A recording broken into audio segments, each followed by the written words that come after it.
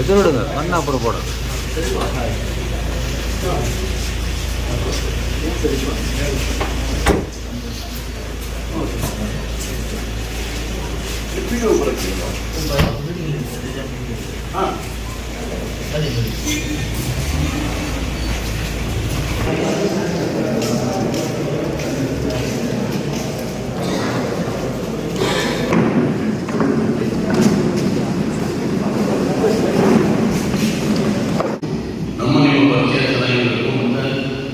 ಸಾರ್ವಜನಿಕ ವಿಮೋ ಎಲ್ಲ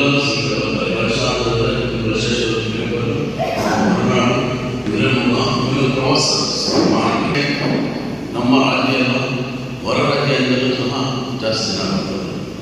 ಹಾಗಾಗಿ ಹೊರಗಿನ ಜನ ಈ ಕಡೆ ಬಂದಾಗ ನಮ್ಮ ಒಂದು ನಡವಳಿಕೆ ಯಾವ ರೀತಿಗೆ ಪರಿಶೀಲಿಸ್ತಾರೆ. ಅವಾಗ ಅವರೇ ಹೇಳ್ತಾರೆ, ಯಾರು ಮಾಡ್ಬೋದು ಬಟ್ ಎಲ್ಲ ಆಟೋ ಸರಿ ಅಂತಾನೆ ಟ್ರಾನ್ಸ್ಪೋರ್ಟೇಷನ್ ಆಟೋ ಇರ್ಬೋದು, ಬಸ್ ಇರ್ಬೋದು, ನಿಮ್ಮ ಪಿಕಪ್ ವೆಹಿಕಲ್ ಇರ್ಬೋದು, ಎಲ್ಲ ನಾನು ನೋಡ್ತಾ ಇದ್ದೀನಿ. ಒಂದು ಕೆಲಸದಲ್ಲಿ ಇಲ್ಲಿ ಪಾರ್ಕಿಂಗ್ ವ್ಯವಸ್ಥೆ ಸರಿ ಇಲ್ಲ, ನೀವು ನೋಡಿರ್ಬೋದು, ಯಾವ್ದು ನಿಲ್ಲಿಸ್ಬೋದು. ಅದಕ್ಕಾಗಿ ಒಂದು ಸಿಸ್ಟಮೆಟಿಕ್ ಪಾರ್ಕಿಂಗ್ ಬೇಕು. ಆಟೋದವರಲ್ಲಿ, ಕಾರ್ ಆಗಲಿ, ಪ್ರೈವೇಟ್ ವೆಹಿಕಲ್ಸ್ ಆಗಲಿ, ಬಸ್ ಆಗಲಿ, ಯಾವುದೇ ಎಲ್ಲ ಒಂದು ಸಿಸ್ಟಮೆಟಿಕ್ ಆಗಿ ಆಗಬೇಕು.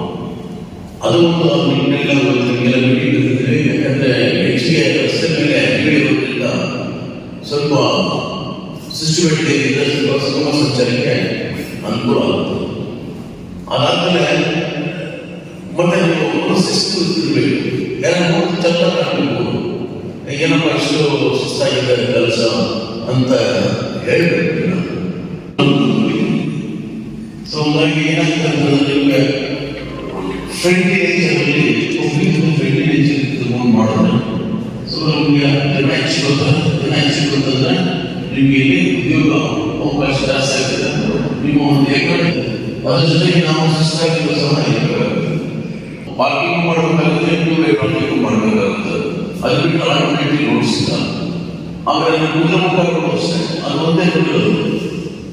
ಈಗ ಬಸ್ ನಿಂತ್ಕೊಂಡು ಪಕ್ಕದಲ್ಲಿ ಆಟೋ ನಿಲ್ಲಿಸ್ಕೊಂಡ್ರೆ ಆ ವೈಟ್ ಶಾಪ್ ಮುಂದ್ಗಡೆ ಕಾರು ನಿಂತ್ಕೊಳ್ಳುತ್ತೆ, ಆಟೋ ನಿಂತ್ಕೊಳ್ಳುತ್ತೆ, ಬಸ್ ನಿಂತ್ಕೊಳ್ಳುತ್ತೆ. ಆಲ್ಮೋಸ್ಟ್ ಅಲ್ಲ ಜನ ಎಲ್ಲ ಜಾಸ್ತಿ. ಸೊ ಅದನ್ನು ಸ್ವಲ್ಪ ಕ್ಲಿಯರ್ ಇರಬೇಕು. ಆಟೋದವರು ಅದೇ ಇರುತ್ತೆ, ಎಲ್ಲ ನಿಲ್ಸಂಗಿಲ್ಲ.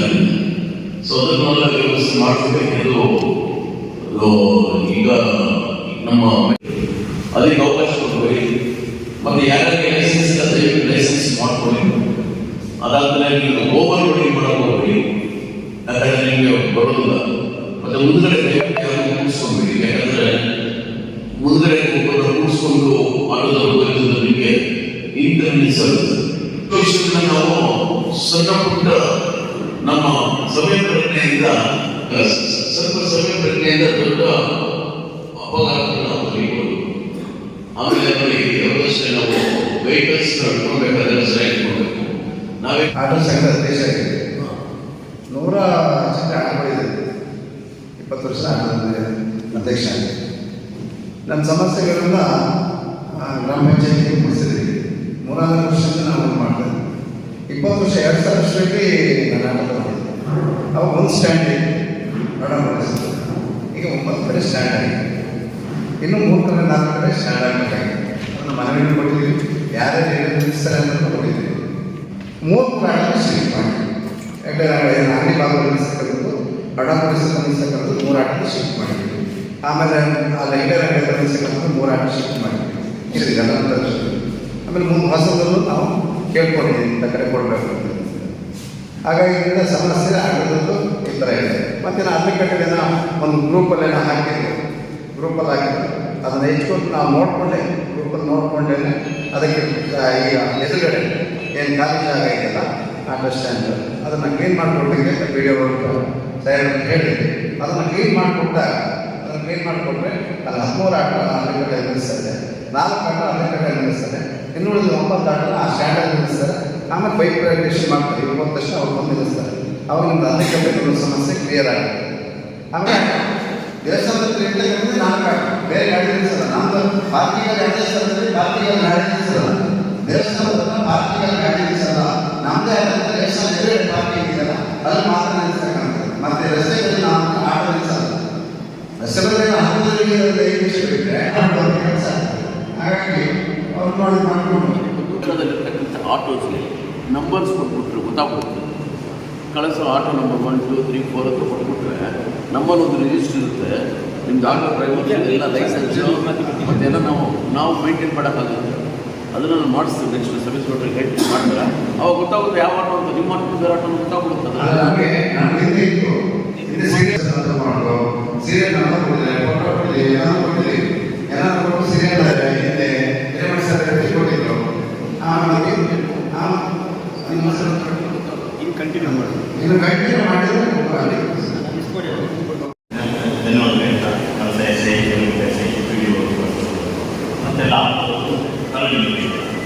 ಇವತ್ತು ದಿವಸ ಮೇನ್ ಪ್ರಾಬ್ಲಮ್ ಏನಾಗ್ತಿದೆ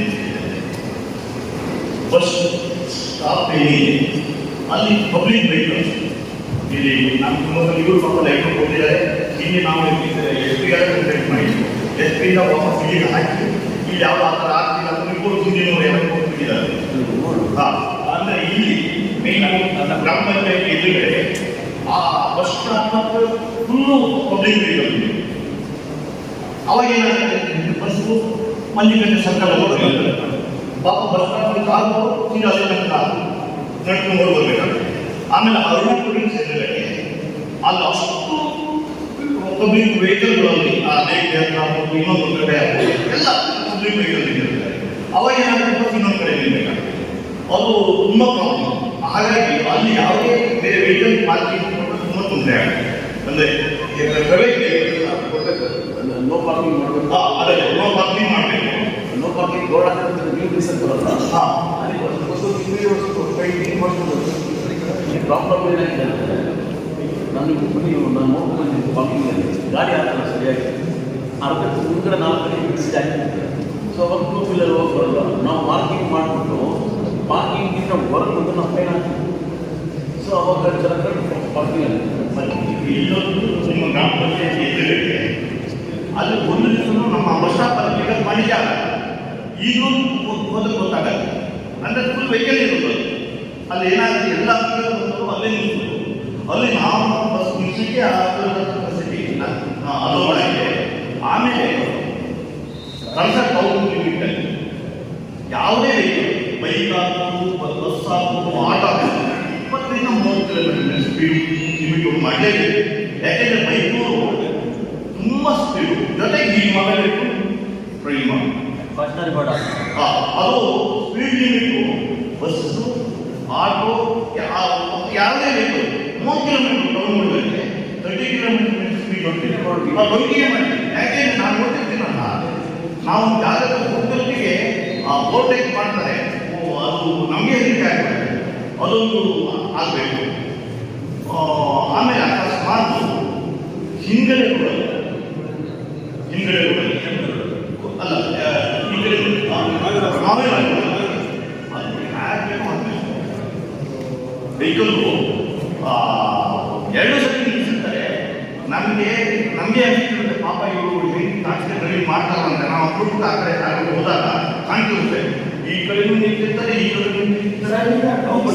ಏನಾಗಿದೆ 60% ಮೊಬೈಲಲ್ಲಿ ಮಾತಾಡಿ. ಹೇಗೆ ಕೆಲವರು ಏನು ಮಾಡ್ತಿದ್ದಾರೆ, ಈಗ ನಾವು ಏನು ಮಾಡ್ತೀವಿ, ಮೊಬೈಲ್ ಹಿಡಿತೀವಿ, ಕಿವಿಗೆ ಹಾಕ್ತೀವಿ. ಇವರಿಗೆ ಯಾವುದೇ ಕಲಿಯಿಂದ ಸ್ವಲ್ಪ ಪ್ರಾಬ್ಲಮ್ ಅಂದಾಗ ಅದಕ್ಕೋಸ್ಕರ ಮೊಬೈಲ್ ಕಂಟ್ರೋಲ್ ಆದರೆ ಬಹಳ ಒಳ್ಳೆಯದು. ಒಂದು ಸ್ಪೀಡ್ ಬರ್ತಾರೆ, ಬೈಕಿಂದು ಎಲ್ಲ ವೆಹಿಕಲ್ಲು. ಅದು ನನ್ನ ವೆಹಿಕಲಿಂದ ಹಿಡಿದು ಅಂದರೆ ನಮ್ಮ ಸಂಸ್ಥೆ ವೆಹಿಕಲಿಂದ ಹಿಡಿದು ನಾವು ಬೈಕಿರ್ತೀವಿ. ಒಂದು ಸಲ ಅದು ಬೇಟೆಗೆ ಅದೊಂದು ಕಂಟ್ರೋಲ್ ಆಗಿಬಿಟ್ಟಿದೆ. ಮುಂಚೆ ಕನಸಲ್ಲಿ ಆಕ್ಸಿಡೆಂಟ್ ಇಲ್ಲ, ಈಗ ಸ್ವಲ್ಪ ಜಾಸ್ತಿ ಆಗಿದೆ. ಬೈಕ್ ಬೈಕ್ ಆಗ್ತದಲ್ಲ, ಇಂಪ್ರೂವ್ಮೆಂಟ್ ಆಗ್ತದೆ ಈಗ. ಸ್ಪೀಡ್ ಒಂದು ಕಂಟ್ರೋಲ್ ಆಗಬೇಕು. ಅದಕ್ಕೆ ಏನು ಅಂತಂದರೆ ನೆಕ್ಸ್ಟ್ ರೋಡ್ ಸೇಫ್ಟಿದು ಒಂದು ಕಾಲೇಜಲ್ಲಿ 2-3 ಕಡೆ ನಾವು ಈ ರೋಡ್ ರಿದಮ್ ಮಾಡಲಿಕ್ಕಿದೆ. ಅವಾಗ ನಿಮ್ಮನ್ನು ಕರೀತೀವಿ. ಆವಾಗ ಕಾಲೇಜ್ಗಳು ಪ್ರಿನ್ಸಿಪಲ್ ಹೇಳಲೇಬೇಕು. ಆಮೇಲೆ ಟ್ರಿಬಲ್ ರೇಟಲ್ಲಿ ಭಾಳ ತೊಂದರೆ ಆಗ್ತದೆ. ಹಾಗಾಗಿ ಇದೆಲ್ಲ ಸರಿಯಾದ ಒಳ್ಳೆಯದು.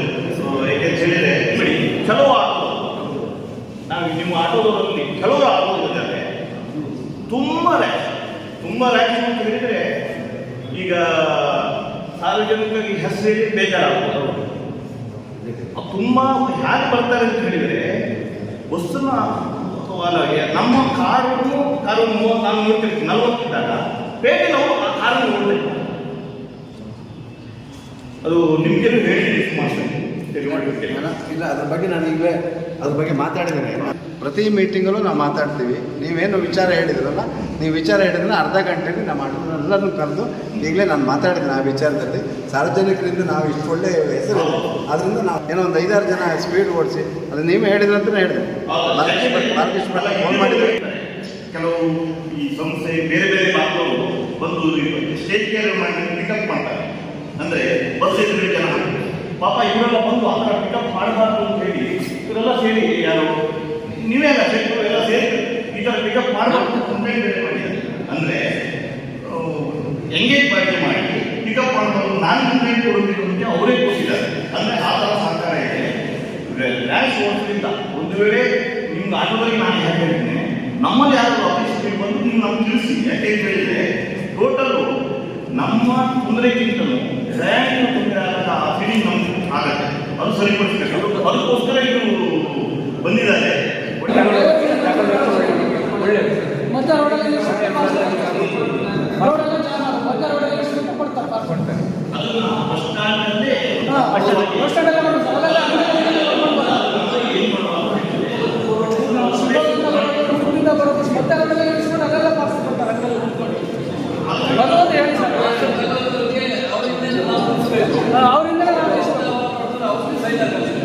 ಅಧ್ಯಕ್ಷರಿಗೆ ಇವರಿಗಿಲ್ಲ ನಾಡು ಆಫೀಸೆಲ್ಲ ಹೊಡೆದು ಅಲ್ಲಿ ಬಿಲ್ಡಿಂಗ್ ಇಲ್ಲ ಬಸ್ ಸ್ಟ್ಯಾಂಡಿಗೆ ಅದನ್ನೇ ಮಾಡಲಿ ಬಸ್ ಸ್ಟಾಪ್ ಅನುಕೂಲ. ಬಸ್ಸು ಓಡಾಡೋದು ಕಷ್ಟನೇ. ಅದು ಅಲ್ಲಿ ನಾಡು ಆಫೀಸಲ್ಲೆಲ್ಲ ಅಲ್ಲಿ ಮಾಡಿದರೆ ಸಪ್ರೇಟ್ ಇರುತ್ತೆ, ಚೆನ್ನಾಗಿರ್ಬೋದು. ಹಾಗೆ ಈಗ ಇವರು ನಮ್ಮಲ್ಲೇ ಸಿಗ್ತಾರೆ, ಏನಾದ್ರು ಒಂದು ಸಮಸ್ಯೆ ಆಯಿತು ಅನ್ನೋದು ಫೋನ್ ಮಾಡ್ಬೋದು.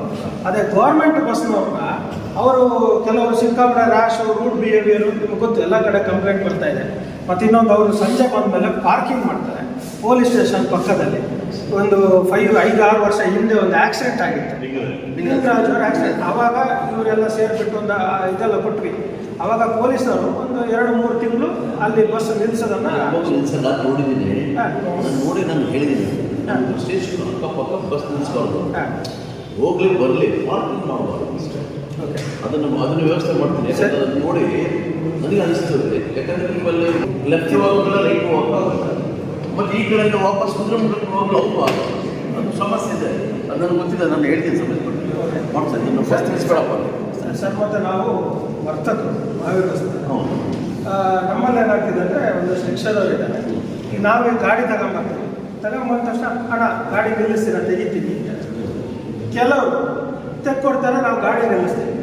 ಕೆಲವರು ಒಂದಷ್ಟು ಬೆರಳಿಗೆ ಒಂದಷ್ಟು ಇವರಿದ್ದಾರೆ, ತೆಗಿಯಲ್ಲ, ಏನು ಮಾಡ್ಕೊತೀಯ ಮಾಡ್ಕ, ಆ ಥರದ ಮಾತುಗಳು ಬರ್ತಾಯಿದೆ. ನಾವು ಪಂಚಾಯತಿಗೆ ಕೇಳಿದಾಗ ಪಂಚಾಯತಿಯವರು ಮಹಾವೀರ ರಸ್ತೆಯಲ್ಲಿ ರಿಕ್ಷಾ ಸ್ಟ್ಯಾಂಡನ್ನು ಕೊಟ್ಟಿಲ್ಲ ಅಂತ ಸಬ್ ಇನ್ಸ್ಪೆಕ್ಟರ್ ಹತ್ರ ಮೊನ್ನೆ ಏನೋ ಒಂದು ವಿಚಾರಕ್ಕೆ ಒಂದು ಕಂಪ್ಲೇಂಟ್ ಬಂದಾಗ ಸಬ್ ಇನ್ಸ್ಪೆಕ್ಟರ್ ನೀವು ಪಂಚಾಯತಿನ ನಮಗೆ ಬರೋದು ತಂದುಕೊಡಿ, ರಿಕ್ಷಾ ಸ್ಟ್ಯಾಂಡಿಂದ ಅಂತ ನಾವು ವೆಕೆಟ್ ಮಾಡ್ತೀವಿ ಅಂತೇಳಿ ಮಾತು ಬಂತು. ಈಗ ನೋಡಿ ಸರ್, ಫಸ್ಟು ಅಲ್ಲೊಂದು ಬಿಲ್ಡಿಂಗ್ ಆಗ್ತಾಯಿತ್ತು. ಬಿಲ್ಡಿಂಗ್ ಆಗುವಾಗ ಇಬ್ಬರು ರಿಕ್ಷಾದವ್ರು ಬಂದುಬಿಟ್ಟು ಅಲ್ಲಿ ಬಿಲ್ಡಿಂಗ್ನವ್ರ ಹತ್ರ ರಿಕ್ವೆಸ್ಟ್ ಮಾಡ್ಕೊಂಡು, ನಿಮ್ಮದು ಬಿಲ್ಡಿಂಗ್ ಕನ್ಸ್ಟ್ರಕ್ಷನ್ ಆಗ್ತಿದೆಯಲ್ಲ, ನಮಗೆ ನಿಲ್ಲಿಸ್ಕೊಳ್ಳೋಕ್ಕೆ ಒಂಚೂರು ಅವಕಾಶ ಮಾಡಿಕೊಡಿ ಅಂತೇಳಿ. ಅವ್ರೇನು ಮಾಡಿದ್ರು, ಬಿಲ್ಡಿಂಗ್ ಕನ್ಸ್ಟ್ರಕ್ಷನ್ ಆಗ್ತದೆ ನಿಲ್ಲಿಸಿ ಅಂತ ಹೇಳಿದ್ರು. ಅವತ್ತಿಂದ ಇವತ್ತುವರೆಗೂ ಮಾನವೀಯತೆ ದೃಷ್ಟಿಯಿಂದ ರಿಕ್ಷಾ ನಿಲ್ಲಿಸ್ಕೊಂಡು ಬರ್ತಾ ಇದ್ದಾರೆ. ಈಗ ಅಲ್ಲಿ ಸಮಸ್ಯೆ ಏನಾಗೋದು ಅಂತಂದರೆ ನಮ್ಮದು ಸ್ಟ್ಯಾಂಡ್ ಅದು. ಕೆಲವರೀಗ ಕಸ್ಟಮರ್ ಬಂದು ಪಾರ್ಕ್ ಮಾಡಿದಾಗ ನಾನೇ ಕೇಳಿದ್ದೀನಿ, ರಿಕ್ಷಾ ಸ್ಟ್ಯಾಂಡ್ ಇದು ತೆಗೀರಿ ಅಂತಾರೆ. ಅದಕ್ಕೆ ಇವತ್ತು ವಿಡಿಯೋ ಅದನ್ನು ಎಲ್ಲರ ಮುಂದೆ ಒಂದು ಕನ್ಕ್ಲೂಷನ್ ತರಬೇಕು, ಅದು ರಿಕ್ಷಾ ಸ್ಟ್ಯಾಂಡ ಹೌದಾ ಅಲ್ವಾ ಅಂತೇಳಿ. ಈಗ ರಿಕ್ಷಾ ಸ್ಟ್ಯಾಂಡ್ ಅಲ್ಲ ಅಂತ ಆಗಿದ್ದರೆ ಈಗ ಸ್ಟೇಷನಿಂದ ಅಲ್ಲಿ ಏನು ರಿಕ್ಷಾದವ್ರು ನಿಲ್ಲಿಸ್ತಾರೆ, ಮತ್ತು ಏನು ವರ್ತಕರಿದ್ದಾರೆ ಅವ್ರನ್ನ ಸ್ಟೇಷನಿಗೆ ಕರೀರಿ, ನಮ್ಮ ಇಬ್ಬರನ್ನ ಮೀಟಿಂಗ್ ಮಾಡಿಬಿಟ್ಟು ಅದಕ್ಕೊಂದು ಸೊಲ್ಯೂಷನ್ ಮಾಡಿ. ನಾವು 3-4 ಸಲ ಅರ್ಜಿ ಕೊಟ್ಟಿದ್ದೀವಿ. ರಿಕ್ಷಾದವ್ರನ್ನ ಕರೀತಾರೆ, ಅವರಿಗೆ ಅಂಗಡಿಯವ್ರ ಜೊತೆಗೆಲ್ಲ ಸರಿಯಾಗಿ ರೀತಿಯಲ್ಲಿ ಹೇಳ್ತಾರೆ, ಕಳಿಸ್ತಾರೆ. ಇವತ್ತು ನೀವು ರಿಕ್ಷಾದವರಿಗೆ ಕೆಲವೊಂದಷ್ಟೆಲ್ಲ ಬುದ್ಧಿವಾದ ಹೇಳಿದೆ. ಇವತ್ತು ಎಷ್ಟು ಜನ ರಿಕ್ಷಾದವ್ರು ಇದ್ದಾರೆ? ಇಲ್ಲಿರೋರು ಎಲ್ಲರದ್ದು ಡಾಕ್ಯುಮೆಂಟು ಸರಿ ಇದೆ, ಎಲ್ಲ ಇನ್ಶೂರೆನ್ಸು ಸರಿ ಇದೆ, ಪ್ರತಿಯೊಂದು ಸರಿ ಇದೆ. ಇಲ್ಲದೆ ಇರೋರು ಇವತ್ತು ಮೀಟಿಂಗಲ್ಲಿ ಇಲ್ಲ. ಅವ್ರನ್ನ ನೀವು ಹೆಂಗೆ ಎಜುಕೇಟ್ ಮಾಡ್ತೀರಿ? ಕೇಳಿ ನಾವು ಸಾರ್ವಜನಿಕವಾಗಿ ಇವತ್ತು ಕರೆದಿದ್ದೀವಿ. ಬಂದಿರೋರು ಬರಲಿ, ಬಂದಿರೋರಿಗೆ ನೆಕ್ಸ್ಟ್ ಕೇಸ್ ಆಗುತ್ತೆ. ಹೈವೇ ಕೇಸ್ ಇನ್ಶೂರೆನ್ಸ್ 3,000 ರೂಪಾಯಿ ಆಗ್ತಿದೆ ಆಟೋಗೆ. ಲೈಸೆನ್ಸ್ ಇಲ್ಲ ಅಂದರೆ 1,000 ರೂಪಾಯಿ ಆಗ್ತೀವಿ, ಆಟೋ ಸೀಸ್ ಮಾಡ್ತೀವಿ. ಅಷ್ಟೇ ಕ್ರಮ ಇದೆ, ಕಾನೂನು ಕ್ರಮ ಇದೆ. ಅದಕ್ಕೆ ನಾವೇನು ಹೇಳೋದು ಅಂದರೆ ಒಂಚೂರು ಫಸ್ಟ್ ನಾವು ತಿಳಿಸ್ಬೇಕು. ನಾವು ಆ್ಯಕ್ಷನ್ ಮಾಡೋಕ್ಕಿಂತ ಮುಂಚೆ ತಿಳಿಸ್ಬೇಕಂದ್ರೆ ನಮ್ಮ ಧರ್ಮ. ಅದಕ್ಕೋಸ್ಕರ ಮೀಟಿಂಗ್ ತಂದಿರೋದು. ಯೂನಿಫಾರ್ಮ್ ಆಗಬೇಕು, ಲೈಸೆನ್ಸ್ ತೊಗೊಳ್ಬೇಕು, ಲೈಸೆನ್ಸ್ ಇರಬೇಕು, ಇನ್ಸೂರೆನ್ಸ್ ಮಾಡಬೇಕು, ಇನ್ಸೂರೆನ್ಸ್ ಇರಬೇಕು, ವೆಬ್ಸೈಟ್ ಮಾಡಿಸ್ಬೇಕು, ಎಲ್ಲ ಹೇಳ್ತೀವಿ. ನೆಕ್ಸ್ಟ್ ನಾವು ಎಮಿಷನ್ ಟೆಸ್ಟ್ ಮಾಡಿಸ್ಬೇಕು. ನೆಕ್ಸ್ಟ್ ಆ ವೈಲೇಷನ್ ಆಯಿತು ಅಂದರೆ ನಮ್ಮ ಸಬ್ ಇನ್ಸ್ಪೆಕ್ಟರ್ಗೆ ಕೇಸ್ ಆಗ್ತದೆ. ಈಗ ಒಂದು ಆಟೋದಲ್ಲಿ 1,000 ರೂಪಾಯಿ ಸಂಪಾದನೆ ಮಾಡೋದು, 1,000 ರೂಪಾಯಿ ಕೇಸ್ ಆಗ್ತದೆ, ಅವ್ರ ಮನೆಗೆ ಊಟ ಸಿಗಲ್ಲ. ಅದು ಆ ಪರಿಸ್ಥಿತಿ ಅದು ಹೆಂಗೆ ನಾವು ವ್ಯವಸ್ಥೆ ಮಾಡಬೇಕಂದ್ರೆ ನಾವು ಎಜುಕೇಟ್ ಮಾಡಬೇಕು. ಅಲ್ಲೂ ತಪ್ಪು ಮಾಡ್ತೀವಿ ಅಂದರೆ ನಾವು ಸೊ ಅದಕ್ಕೆ ನಾನೀಗ ಅಧ್ಯಕ್ಷರು ಇದ್ದಾರೆ, ಪಿ ಡಿ ಒ ಇದ್ದಾರೆ, ಸಮ್ಮುಖದಲ್ಲೇ ಅದನ್ನು ಕನ್ಕ್ಲೂಷನ್ ಇತ್ತಲ್ಲ, ಮಾಯವರ ರಸ್ತೆಯಲ್ಲಿ ಪಾರ್ಕಿಂಗ್ ಇಲ್ಲ, ಮಾಯವ ರಸ್ತೆಯಲ್ಲಿ ಆಟೋ ಸ್ಟ್ಯಾಂಡ್ ಇಲ್ಲ. ಸೊ ಗಾಡಿ ತೆಗಿಲಿಕ್ಕೆ ಹೇಳಿದಾಗ ಒಂಚೂರು ತೆಗೆದುಕೊಟ್ಟು ನಾವು ನಿಲ್ಲಿಸೋ ಥರ, ಇಲ್ಲ ಅಲ್ಲಿ ಕೂತ್ಕೊಂಡು ತೆಗಿಯಲ್ಲ ಏನು ಮಾಡ್ಕೊತೀಯ ಮಾಡ್ಕೊ ಅನ್ನೋ ಮಾತು ಬರಬಾರ್ದು ಅನ್ನೋ. ಅಲ್ಲ ಯಾರು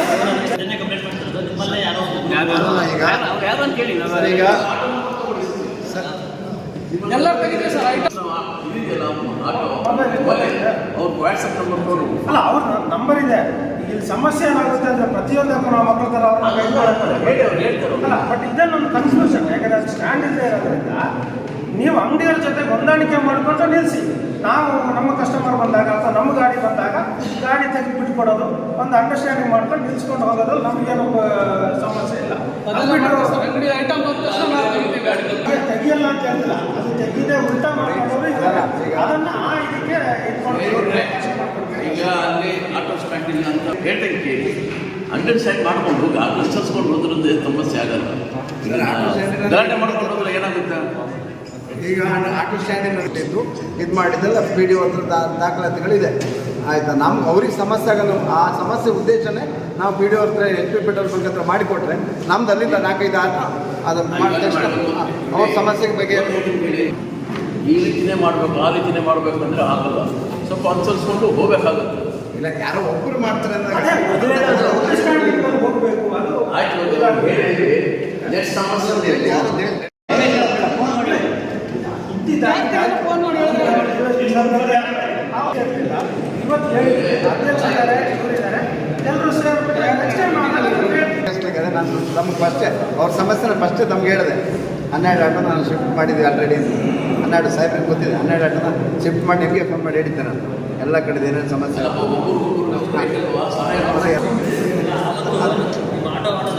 ಮತ್ತೆ ಅಂಗಡಿ ಮಾಲೀಕರಿಗೆಲ್ಲ ಸಮಸ್ಯೆ ಬಂದ್ಬಿಟ್ಟಿದೆ. ಈಗ ಸಮಸ್ಯೆ ಇಲ್ಲ, ಅವ್ರು ಪದೇ ಪೂರ್ಣಾಂಶರೇ ಬಂದಿದ್ದಾರೆ. ನಿಮ್ಮಲ್ಲಿ ಯಾರೋ ಅವರು ಪದೇ ಕೆಣಕ್ತಾ ಇದ್ದಾರೆ. ಅಲ್ಲ, ಈಗ ಅವ್ರನ್ನ ಶಿಫ್ಟ್ ಮಾಡಿ ಅವ್ರನ್ನ ಏನು ಕೆಣಕ್ತಾರ ಅವ್ರು ತಮ್ಮವ್ರಿಗೆ ಬರಲ್ಲ, ನಿಮ್ಮಲ್ಲಿ ಬರೋಕ್ಕೆ ನಾವು ಬಿಡಲ್ಲ. ನಾವು ಇಷ್ಟು ಜನ ಇದ್ದೀವಲ್ಲ, ಯುನೈಟೆಡ್ ಒಂದು 100 ಜನ ಇರುತ್ತೆ. ಯಾರೋ ಒಬ್ಬ ಕಿರಿಕ್ ಮಾಡಿದ್ರೆ 2 ಆಟೋ ತೆಗೆಸಿದ್ದೀವಿ, 3 ಆಟೋ ತೆಗೆಸಿದ್ದೀವಿ, 3 ಆಟೋ ತೆಗೆಸಿದ್ದೀವಿ. ಅಲ್ಲ, 3 ಆಟೋನ ಏನು ಸಮಸ್ಯೆ ಬಂದಿದ್ದ ಸಾಹೇಬ್ರ ಹತ್ರನೇ ಹೇಳಿ ಆ 3 ಆಟೋ ಬರ್ತಾ ಇದೆ. 1 ತಿಂಗಳು ಶ್ರಾವಣ ಮಾಸ ಇದೆ. ಕಳಸೇಶ್ವರ ದೇವಸ್ಥಾನದಲ್ಲಿ ಗಂಗೆ ತಗೊಂಡೋಗ್ಲಿಕ್ಕಿದೆ. ಕಲ್ಬಾವಿಯಿಂದ ಕಳಸೇಶ್ವರ ದೇವಸ್ಥಾನದಲ್ಲಿ ಗಂಗೆ ತಗೊಂಡೋಗ್ಲಿಕ್ಕಿದೆ 8ರಿಂದ 8:45 ಗಂಟೆವರೆಗೆ. ಆವಾಗ ನಿಮ್ಗೆ 2 ಸೈಡ್ ಪಾರ್ಕಿಂಗ್ ಇದ್ದಾಗ 1 ತಿಂಗಳು 30 ದಿನ ಶ್ರಾವಣ ಮಾಸದಲ್ಲಿ ಗಂಗೆ ತಗೊಂಡೋಗ್ಲಿಕ್ಕಿದೆ. ಅವು 2 ಸೈಡ್ ಬೆಳಿಗ್ಗೆ ಗಂಗೆ ಗಂಗೆ ವಾದ್ಯ ಛತ್ರಿಗಳೆಲ್ಲ ಇರುತ್ತೆ. ಬೆಳಿಗ್ಗೆ 6 ಗಂಟೆಗೆ ನೋಡ್ಬಿಟ್ರೆ ಮುಖ್ಯರಸ್ತೆಯಲ್ಲಿ ಪಾರ್ಕಿಂಗ್ ಸೋಮವಾರ ಮಂಗಳವಾರ ವ್ಯಾಪಾರ ಬೋರ್ಡ್ಗಳ ಸಂಖ್ಯೆ ತುಂಬ ಕಮ್ಮಿ ಇದೆ. ಮುಖ್ಯರಸ್ತೆಯಲ್ಲಿ ಇಲ್ಲವೇ ಇಲ್ಲ ಕಾಣುತ್ತೆ. 2-3 ಇರಬೇಕಷ್ಟೇ. ದೇವಸ್ಥಾನದಿಂದ ಸ್ಟೇಷನ್ ತನಕ 4-5 ಬೋರ್ಡ್ ಮಾತ್ರ ಇದೆ. ಅಂದರೆ ಟೂರಿಸ್ಟ್ನವರಿಗೆ ಬೇಕಾದ್ರೂ ಗೊತ್ತಿರಬೇಕು, ಇಲ್ಲ ಬೋರ್ಡ್ ಇಲ್ಲ ಅಂದ್ರೆ ಅವ್ರು ನಿಲ್ಲಿಸ್ಬೇಕಾಗುತ್ತೆ. ಟೂರಿಸ್ಟ್ನವರಿಗೆ ತುಂಬ ಕೇಸ್ಗಳು ಬೀಳ್ತಿರೋದು ಟೂರಿಸ್ಟ್ನವ್ರ ಮೇಲೆ. ಯಾವುದು ಪಾರ್ಕಿಂಗ್ ಬೋರ್ಡ್ ಇಲ್ಲ ಅನ್ನೋದು, ಯಾವುದು ಪಾರ್ಕಿಂಗ್ ರಾಂಗ್ ಸೈಡಲ್ಲಿ ನಿಲ್ಲಿಸ್ತಾರೆ. ಅವ್ರಿಗೆ ನಿಜವಾಗಿ ಅದ್ರ ಬಗ್ಗೆ ಮಾಹಿತಿನೇ ಇರೋಲ್ಲ. ಅಟ್ಲೀಸ್ಟ್ ಒಂದು 55 ದೂರ ಒಂದು ಬೋರ್ಡ್ ಇರಬೇಕು ಮಿನಿಮಮ್. ಇಲ್ಲಾಂದ್ರೆ ಪಾರ್ಕಿಂಗ್ ನಾನು ಯಾವ್ದಾದ್ರು ಹೊರಗಡೆ ಹೋದಾಗ ಪಾರ್ಕ್ ಮಾಡ್ಬೇಕಂದ್ರೆ ಆಚೆ ನೋಡ್ತೀನಿ, ಬೋರ್ಡ್ ಕಂಡಿಲ್ಲ, ನನ್ನ ಕಂಡ್ರೆ ಪಾರ್ಕ್ ಒಂದು. ಮತ್ತೆ ಗಾಡಿ ನಿಲ್ಲೋದ್ರೆ 3 ಗಾಡಿ ನಿಲ್ಲೋ 1 ಗಾಡಿ ನಿಲ್ಸ್ಬಿಡ್ತಾರೆ. ಒಬ್ಬ ನಿಲ್ಸ್ಬಿಟ್ಟಾದ್ರೆ 2 ಗಾಡಿ ಮಾಡಿಸೋಣ. ಇನ್ನೊಂದು ಶಾಲೆ ಬಿಡೋ ಟೈಮಲ್ಲಿ ಒಂದು ಪ್ರಬೋಧಿನಿ ಮತ್ತೆ ಗೌರ್ಮೆಂಟ್ ಶಾಲೆ ಎದುರುಗಡೆ ಮತ್ತೆ JM ಶಾಲೆ ಎದುರುಗಡೆ ಮಾಡಿಸ್ತಾ ಇದ್ದೀವಿ. ಅಲ್ಲ ಅಲ್ಲಿಗೆ ಸೊಲ್ಯೂಷನ್ ಉಂಟು. ಬೆನ್ನು ಹಾಕಿದ್ದೀವಿ. ಅಲ್ಲ ಅದ್ರ ಸೊಲ್ಯೂಷನ್ ಉಂಟು. ಹಿಂದ್ಗಡೆ ಪಾರ್ಕ್ ಮಾಡ್ಬೋದು. ಪಿಕ್ ಮಾಡೋರಿಗೆ ಪ್ರಬೋಧಿನಿ ಹಿಂದ್ಗಡೆ ಮೆಸ್ಕಾಮಿಂದ ಏರಿಯಾ ಇದೆ, ಅಲ್ಲಿ ಅವ್ರ ಹತ್ರ ಮಾತಾಡ್ಕೊಳ್ತಾರೆ. ವೆಹಿಕಲ್ ಪಿಕ್ ಮಾಡೋರಿಗೆ ಅಲ್ಲಿ ಪಿಕ್ ಮಾಡ್ತಾರೆ. ಜೊತೆಗೆ JMಗೆ ಎಡದಾಟ ರಸ್ತೆಯಲ್ಲಿ ಪಾರ್ಕಿಂಗ್ ಇದೆ.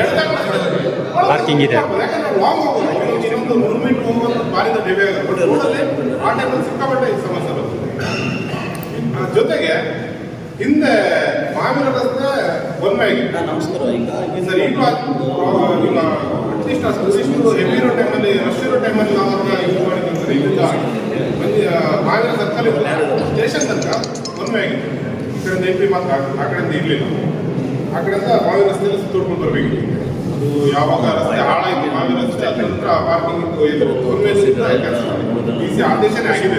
ಅದೇ ಪಾರ್ಕಿಂಗ್ದು ಒನ್ ವೇ ಪಾರ್ಕಿಂಗ್ DC ಅವರು ಆರ್ಡರ್ ಮಾಡಬೇಕು. ಅಲ್ಲ ಒಂದೇ ಪಾರ್ಕಿಂಗ್ ಅಲ್ಲ, ಒಂದೇ ರೋಡ್ ಒನ್ ವೇ ಹೋಗೋದು ಟು ವೇ ಹೋಗೋದು DC ಅವ್ರಿಗೆ ಆರ್ಡರ್ ಮಾಡಬೇಕು. ನಾವು ಮಾಡಿದ್ರೆ ಮತ್ತೆ ಅಲ್ಲ DCಯಿಂದ ಆರ್ಡರ್ ಆಗಿದೆ ಅಷ್ಟೇ, ಅದು ಜಾರಿ ಏನು ಮಾಡಿದ್ರೆ ಸಿಂಗಲ್ ರೋಡ್ ಇದ್ದಾಗ ಒನ್ ವೇ ಮಾಡಿದ್ರು. ಸಿಂಗಲ್ ರೋಡ್ ಇದ್ದಾಗ ಒನ್ ವೇ ಮಾಡೋದು ನಮಗೆ ಅಣ್ಣಸರಿಗೆ ಒಂದು ಸುತ್ತಲಿಕ್ಕೆ ಆಗಲ್ಲ. ಬೈಕ್ ಮೇಲೆ ಸುತ್ತಲಿಕ್ಕೆ ಆಗ್ತದ್ರೆ ಅಲ್ಲ. ಚಿಕ್ಕ ಗಾಡಿಗಳಿಗೆ ಒಂದು ವೇ ಕೊಟ್ಟ ತಕ್ಷಣ ನಮಗೆ ಹೀಗೆ ಭಾರಿ ಸಿಸ್ಟಮ್. ಮೂರು ಆ್ಯಕ್ಚುಲಿ ಏನು 50 ವರ್ಷದಿಂದ ಏನಿದೆ ಸೇಮ್ ರೋಡ್ ಇದೆ. ಆಲ್ಟರ್ನೇಟ್ ರೋಡ್ಗಳು ಬೇರೆ ಇಲ್ಲ ನಿಮಗೆ.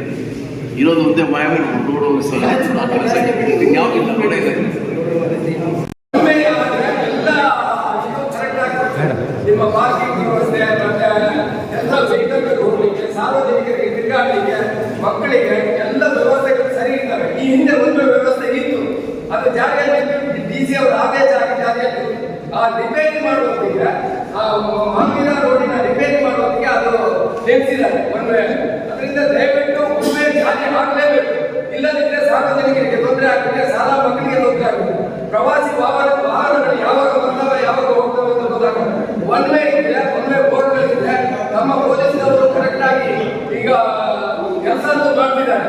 ನಿಮ್ಮ ಹೋಮ್ ಗಾರ್ಡ್ಸ್ ಕೂಡ ಭಾರಿ ಚೆನ್ನಾಗಿ ಕೆಲಸ ಮಾಡ್ತಿದ್ದಾರೆ. ಅದು ಇಂಪ್ಲಿಮೆಂಟೇಷನ್ ಆದ್ರೆ ಇಲ್ಲಿ ಬೇರೆ ಯಾವುದೇ ಸಮಸ್ಯೆಗಳು ಉದ್ಭವ ಆಗುವುದಿಲ್ಲ ಅನ್ನೋದು ಸಾರ್ವಜನಿಕರ ಪರವಾಗಿ ನಮ್ಮ ಮನವಿ.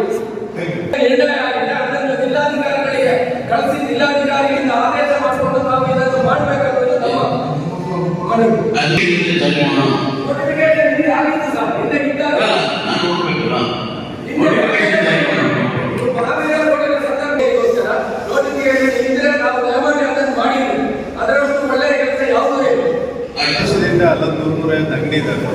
ಒನ್ ವೇ ಇದ್ದಾಗ ಒಂದು ಸ್ವಲ್ಪ ಚೆನ್ನಾಗಿತ್ತು. ಮತ್ತು ಅದಕ್ಕಿಂತ ಮಧ್ಯೆ ಏನಂದರೆ ಸರ್, ನಾನು ಕಳಿಸೋ ಪೊಲೀಸಿಗೆ ಅಭಿನಂದನೆ ಸಲ್ಲಿಸ್ತೀನಿ. ಯಾಕಂತ ಹೇಳಿದ್ರೆ ವಾರದಲ್ಲಿ 2 ದಿವಸ ಈ ಬಲಬದಿ ಮತ್ತು ಎಡಬದಿ ತುಂಬ ಅನುಕೂಲವಾಗಿದೆ ಸರ್. ಮತ್ತು ಪೇಟೆನೂ ನೋಡ್ಲಿಕ್ಕೆ ತುಂಬ ಚೆನ್ನಾಗಿ ಕಾಣಿಸ್ತಿದೆ. ಅದೇ ರೀತಿಯಾಗಿ ಏನಾಗಿದೆ ಅಂದರೆ ಪ್ರಬೋಧಿನಿ ಮತ್ತು ಗೌರ್ಮೆಂಟ್ ಸ್ಕೂಲ್ ಅದು ಎರಡು ಒಟ್ಟಿಗೆ ಬಿಡೋದ್ರಿಂದ ಇಲ್ಲ ಅವ್ರು ಟೈಮಿಂಗ್ಸ್ ಚೇಂಜ್ ಮಾಡಬೇಕು. ನಿಮಗೆ ಒನ್ ವೇ ಮಾಡೋಕ್ಕಾಗಿಲ್ಲ ಅಂತ, ಇಲ್ಲಾಂದರೆ ಅವ್ರು ಟೈಮಿಂಗ್ಸ್ ಚೇಂಜ್ ಮಾಡಬೇಕು. ಯಾಕಂದರೆ ಮಕ್ಕಳು ರೋಡಿಗೆ ಕಾಲಿಲ್ಲ. ಎಲ್ಲ ಮಕ್ಕಳು ಬಂದು ಒಬ್ರಿಗೊಬ್ಬರು ದುಡ್ಕೊಂಡ್ಬಂದು ರೋಡಿಗೆ ಕಾಲು ಇಟ್ಟಿದ್ದಾರೆ. 2-3 ಮಕ್ಕಳಿಗೆ ಕಾಲ ಮೇಲೆ ಗಾಡಿ ಹತ್ತಿದೆ. ನೀವು ನಾನು ಸಲಹೆ ಏನಂದರೆ, ನೀವು ಆ ಮಕ್ಕಳನ್ನ ಸಾವು ನೋಡ್ಬೇಕು ಅಂದ್ಕೊಂಡಿದ್ದೀರಾ ಅಥವಾ ಆ ಮಕ್ಕಳಿಗೆ ಏನಾದರೂ ಪರಿಹಾರ ಮಾಡಿಕೊಡ್ಬೋದಾ ಅಂತ. ಯಾಕಂದರೆ ಪರಿಹಾರ ಮಾಡಿಕೊಟ್ರೆ ಮಕ್ಕಳ ಜೀವ ಉಳಿಬೋದು ಅಥವಾ ಏನೋ ಒಂದು ಸಣ್ಣ ಪುಟ್ಟ ಅನಾಹುತನ ತಪ್ಪಿಸ್ಬೋದು. ಇದು ಏನಾಗಿದೆ ಅಂದರೆ ಅಲ್ಲಿ ಪಾರ್ಕಿಂಗ್ ಅಲ್ಲೇ ಇದೆ, 2 ರೋಡ್ ಓಡಾಡೋದ್ರಿಂದ ಮಕ್ಕಳಿಗೆ ಪಾಸ್ ಮಾಡೋಕ್ಕಾಗ್ತಿಲ್ಲ. ಸರಿ ಸರ್. ಆಮೇಲೆ ಏನಾಗಿದೆ ಅಂದರೆ ಒನ್ ವೇ ಮಾಡಿದ್ರಿಂದ ಆಟೋದವ್ರಿಗೆ ತೊಂದರೆ ಆಗೋದ್ರಿಂದ ಆಟೋನ ಒಂದು ಎಕ್ಸ್ಕ್ಯೂಸ್ ಕೊಡಿ ಅಥವಾ ಇನ್ನೇನು ನಿಮಗೆ ಬಿಟ್ಟಿರೋದು ಸರ್. ದೊಡ್ಡ ವೆಹಿಕಲ್ನ ಒನ್ ವೇ ಕೊಡಿ. ಯಾಕಂದರೆ ತುಂಬ ತಡಿಬೋದು. ಶನಿವಾರ ಭಾನುವಾರ ರಜೆ ದಿನಗಳಲ್ಲಿ ಪ್ರವಾಸಿಗರು ತುಂಬ ಅತಿ ಹೆಚ್ಚು ಕೆಲಸಕ್ಕೆ ಬರೋದ್ರಿಂದ ವಾಹನ ದಟ್ಟಣೆ ತುಂಬ ಅತಿಯಾಗಿದೆ ಸರ್. ಇದರಿಂದ ನಿಮಗೆ ಅನುಕೂಲ ಆಗ್ಬೋದು ಅಂತ ನನ್ನ ಸಲಹೆ ಸರ್.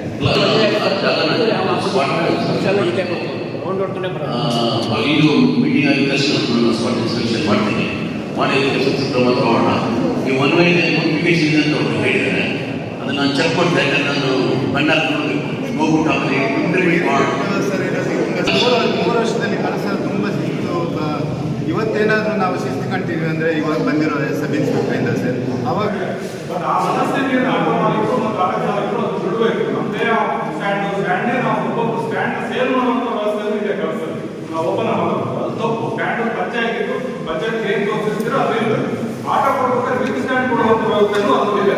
ಅದನ್ನ ಅರ್ಥ ಮಾಡ್ಕೊಳ್ಬೇಕು. ಆಮೇಲೆ ಬಸ್ಸಿಂದು ಕಟ್ಟು ಇದ್ದಾರೆ, ಬಸ್ ಸ್ಟ್ಯಾಂಡ್ ಇದೆ. ಈ ಬಸ್ ಸ್ಟ್ಯಾಂಡ್ ನಿಲ್ಲಿಸಿದ್ರೆ ಯಾಕಂದ್ರೆ ಮಾರ್ಕೆಟ್ ಅಲ್ಲಿ ಶಿಫ್ಟ್ ಆಗುತ್ತೆ. ಇಡೀ ಚಿಕನ್ ಮಾರ್ಕೆಟ್, ಮೀನ್ ಮಾರ್ಕೆಟ್ ಎಲ್ಲ ಬಸ್ ಸ್ಟ್ಯಾಂಡ್ ಅಲ್ಲಿ ಶಿಫ್ಟ್ ಆಗುತ್ತೆ. ಬಸ್ ಸ್ಟ್ಯಾಂಡ್ ಇದಾಗುತ್ತೆ 15 ಒಂದು ತಿಂಗಳೊಳಗೆ ಆ ಬಸ್ ಸ್ಟ್ಯಾಂಡ್ ರೆಡಿ ಮಾಡ್ಕೊಂಡು ಪಂಚಾಯತ್ ಅಂಗಡಿಗಳು ಅಲ್ಲಿ ಇದು ಅಂಗಡಿಗಳಾಗ್ತವೆ. ಇಷ್ಟೆಲ್ಲ ಸಮಸ್ಯೆ ಎಲ್ಲರೂ ಬರೀ ಪಂಚಾಯತಿ ಅಲ್ಲ, ಪೊಲೀಸ್ ಇಲಾಖೆ ಅಲ್ಲ, ಸಾರ್ವಜನಿಕರು ಸಹ ಆಟೋ ಸೆಂಟರ್ ಸಾಲ್ವ್ ಮಾಡಬಹುದು. ಅವರ ಉದಾಹರಣೆ ನಮ್ಮ ಗ್ರಾಮ ಪಂಚಾಯತ್ ಆಟೋ ಸ್ಟ್ಯಾಂಡ್ ನಾವು ನೋಡ್ತಾ ಇರ್ತೀವಿ. 1, 2 ಆಟೋ ತಪ್ಪಿ 3 ಆಟೋದಿಂದ ಕೇಳಿ ನನ್ನ ಆಟೋ ಸ್ಟ್ಯಾಂಡ್ ಕೇಳಂಗಿಲ್ಲ. ಅವ್ರು ಖಾಲಿಯಿಂದ ಬೇರೆ ಸ್ಟ್ಯಾಂಡ್ ಬೇರೆ ಆಟೋದ ಬಂದಿದ್ದಕ್ಕೆ ಕ್ಯೂ ಸಿಸ್ಟಮ್ ಮಾಡಬೇಕು. ಯಾವ ಅವ ಬಸ್ಸು ಬಂದಿರಬೇಕಾಗಿಲ್ಲ, ಇವರು ಬಂದಿರಕ್ಕಿಲ್ಲ. ಒಂದು ಸೈಡ್ ಈ ಸೈಡ್ ಒಂದು ಸೈಡ್ ಗಾಡಿಗಳು ತಿರುಗಡಕ್ಕೆ ಎರಡು ಸೈಡ್ ಇರ್ತಿತ್ತು. ಬೆಳಗ್ಗೆ 6 ರಿಂದ 9 ಇಷ್ಟು ಗಮನ ಕೊಟ್ಟು ಸಾರ್ವಜನಿಕರಿಗೆ ಸಹಕಾರ ಕೊಡಬೇಕು ಅಂತ ನನ್ನ ಆಟೋ ಸ್ಟ್ಯಾಂಡ್ ಜಾಗವನ್ನು ಸರ್ಕಾರ ಸ್ವಂತ ಖಾಲಿ ಆಗಿಲ್ಲ, ರಿಸರ್ವೇಶನ್ ಇಲ್ಲ, ಕಂಟಿನ್ಯೂ ಆಗಬೇಕು. ಅದನ್ನ ಮೇಲ್ಶಾಸನ ಮಾಡಿ ಒಳ್ಳೆಗೆ ಮಜಾ ಮಾಡಬೇಕು ಅಂತ ಹೇಳಿದ್ರೆ ಜಾಗ ಮಾಡ್ತಾರೆ. ಎಲ್ಲರಿಗೂ ನಮಸ್ಕಾರ. ಇಲ್ಲಿನ ಸುಮಾರು 2 ಗಂಟೆಗಳ ಕಾಲ ಈ ಟ್ರಾಫಿಕ್ ಅವೇರ್ನೆಸ್ ಮತ್ತು ಟ್ರಾಫಿಕ್ ಪ್ರಾಬ್ಲಮ್ಸ್ ಬಗ್ಗೆ ಆಲಿಸಿ ಇದರ ಬಗ್ಗೆ ಸಲಹೆ ಸೂಚನೆ ನೀಡಿದಂತಹ ಮಾನ್ಯ ಡಿಎಸ್ಪಿ ಸರ್ ಅವರಿಗೆ ನಮ್ಮ ನಿಮ್ಮೆಲ್ಲರ ಪರವಾಗಿ ಧನ್ಯವಾದಗಳು ಸಲ್ಲಿಸುತ್ತೇವೆ. ಈ ಸಭೆಗೆ ಮುಖ್ಯ ಅತಿಥಿಗಳಾಗಿ ಆಗಮಿಸಿರುವಂತಹ ಇಟಿಭಟ್ ಸರ್ ಅವರು ನಮ್ಮ ನಿಮ್ಮೆಲ್ಲರ ಪರವಾಗಿ ಧನ್ಯವಾದಗಳು ಸಲ್ಲಿಸುತ್ತೇವೆ. ಹಾಗೂ ಕಳಸಾದ ಕಡಿಯವರು ರವಿ ಸರ್ ಅವರಿಗೆ ನಮ್ಮ ನಿಮ್ಮೆಲ್ಲರ ಪರವಾಗಿ ಧನ್ಯವಾದಗಳು ಸಲ್ಲಿಸುತ್ತೇವೆ. ಹಾಗೂ ಕಿಲೋಮೀಟರ್ ಉಪನಿರೀಕ್ಷಕರು ಅದರ್ ಸರ್ ಅವರು ನಮ್ಮ ನಿಮ್ಮೆಲ್ಲರ ಪರವಾಗಿ ಧನ್ಯವಾದಗಳು ಸಲ್ಲಿಸುತ್ತೇನೆ. ಹಾಗೂ ಸಭೆಗೆ ಆಗಮಿಸಿರುವಂತಹ ಎಲ್ಲ ಕಳಸಾದ ಆಟೋ ಚಾಲಕರಿಗೂ ಮತ್ತು ಮಹಿಳೆಯರಿಗೂ ಹಾಗೂ ಬಸ್ ಚಾಲಕರಿಗೂ ಧನ್ಯವಾದಗಳು ಸಲ್ಲಿಸುತ್ತೇನೆ.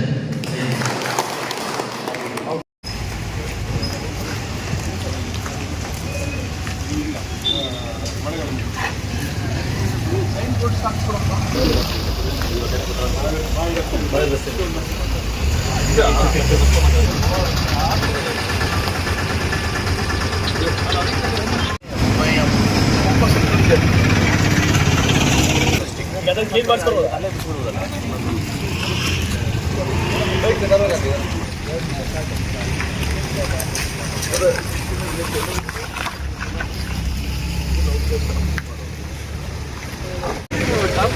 ಒಪ್ಪೋದು ಬಗ್ಗೆ ಈಗ ನಂಗೆ ಬರ್ತಾರೆ. ಯಾಕಂದರೆ ಈಗ ಹಂಗೆ ಮಾಡಬಾರ್ದಪ್ಪ, ಹೇಳ್ಬೇಕು ಅವ್ರಿಗೆ, ಎಜುಕೇಟ್ ಮಾಡಿ. ಬೇರೆಯವ್ರು ಬಂದು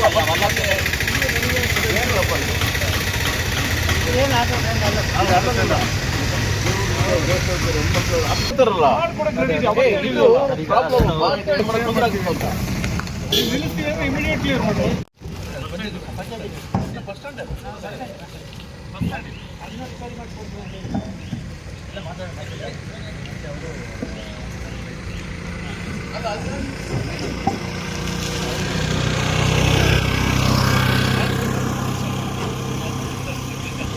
ಹೇಳಿದ ಮತ್ತೆ ಕೇಳಿಲ್ಲ ಅಂದ್ರೆ ಸೀಸ್ ಮಾಡಿ ತಂದು ಪೊಲಿಟಿಷನ್ ಹಾಕೊಂಡ್ಬಿಡ್ತಾರೆ. ಆಮೇಲೆ ಬಂದು ಕೇರ್ ಕಾನ್ಸ್ಟಿಟ್ಯೂಷನ್ ಎಲ್ಲ ಹಾಕಿ ಬೆಂಗಳೂರು ಸಿಟಿಯಲ್ಲೇ ಸೀಸ್ ಮಾಡ್ತೀವಿ ಬಸ್. ನಾವು ರೋಡ್ ಸೈಡ್ ನಿಲ್ಲಿಸ್ತಾರೆ ಸರ್, ಅವರಿಗೆ ಅಲ್ಲಿ ಜಾಸ್ತಿ ಹೊತ್ತು ನಿಲ್ಸಂಗಿಲ್ಲ ಸರ್.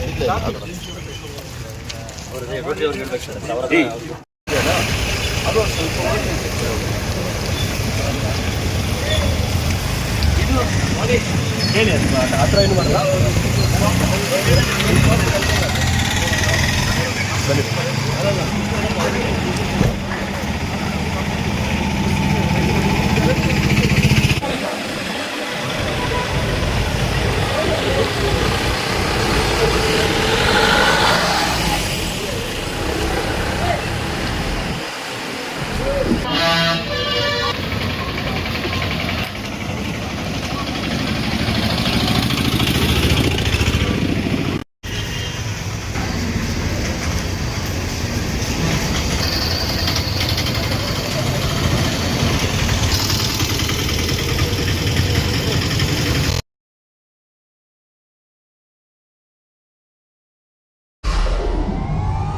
ವಿಡಿಯೋ ನೋಡಿದ್ದಕ್ಕೆ ಧನ್ಯವಾದಗಳು. ಮುಂದಿನ ವಿಡಿಯೋದಲ್ಲಿ ಸಿಗೋಣ. ಕ್ಷಣ ಕ್ಷಣದ ಸುದ್ದಿಗಾಗಿ ವೀಕ್ಷಿಸಿ ನ್ಯೂಸ್ ಕರ್ನಾಟಕ, ಸದಾ ನಿಮ್ಮ ಜೊತೆ.